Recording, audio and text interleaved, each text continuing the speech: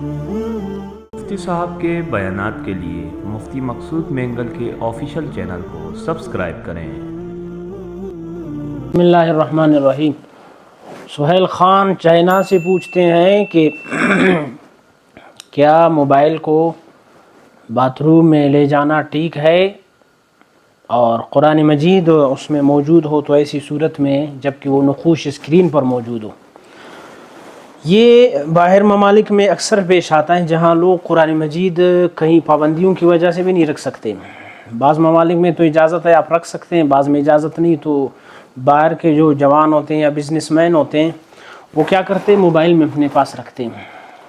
تو یہ پاکستان میں یا باہر ملکوں میں جہاں بھی کہیں ہو، حکم شرعی یہ ہے کہ آپ اپنے موبائل میں قرآن مجید رکھ سکتے ہیں۔ پہلی بات تو یہ، وہ اگر اسکرین پر موجود ہو، باقاعدہ ڈسپلے پر آپ نے اس کو رکھا ہے اور کھلا ہوا ہے، اور ایسی صورت میں آپ باتھ روم چلے جائیں تو یہ شرعاً ناجائز ہے، یہ یاد رکھنا چاہیے، یہ صورت بالکل ناجائز ہے۔ اور موبائل میں ہو ڈسپلے پر، بالکل اسکرین پر نہ ہو، بالکل جیسے سائڈ میں ہم لوگ رکھ لیتے ہیں، کبھی ضرورت پڑا تو ہم اس کو اوپن کر کے کھول لیتے ہیں اور پڑھ لیتے ہیں، پھر بعد میں بند کر لیتے ہیں۔ تو ایسی صورت میں موبائل آف ہے اور کسی جگہ وہ آپ کا پڑا ہوا ہے قرآن پاک، بس موبائل آف ہے، آپ باتھ روم جا سکتے ہیں، تو اس میں کوئی مسئلہ نہیں ہے بالکل۔ اور ساتھ میں اس کے ساتھ انہوں نے ایک سوال یہ بھی پوچھا ہے کہ مطلب گانے وغیرہ اس میں رکھنا کیسے؟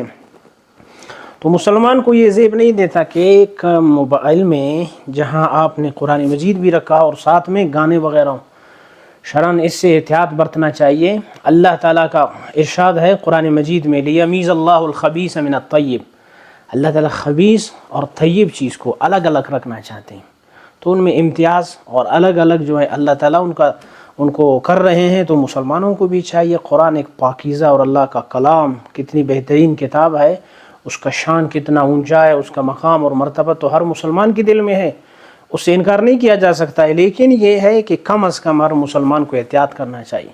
لیکن اگر تلاوت کرے گا تو اس میں ایک نقطہ انہوں نے یہ بھی پوچھا ہے کہ اگر تلاوت کیا جائے تو پھر اس پر اجر و ثواب ملتا ہے، یعنی اجر و ثواب اچھی خاصی بالکل کیوں نہیں ملے گی؟ آپ سفر میں پڑھ سکتے ہیں، کہیں پر جہاز میں ہو، ٹرین میں ہو، کہیں آپ کے پاس قرآن نہیں ہے اور آپ موبائل پر آپ اٹھا لیں، اس کو پڑھ لیں، بالکل وہی اجر آپ کو ملے گا۔ اللہ تعالیٰ سمجھنے کی توفیق عطا فرمائے۔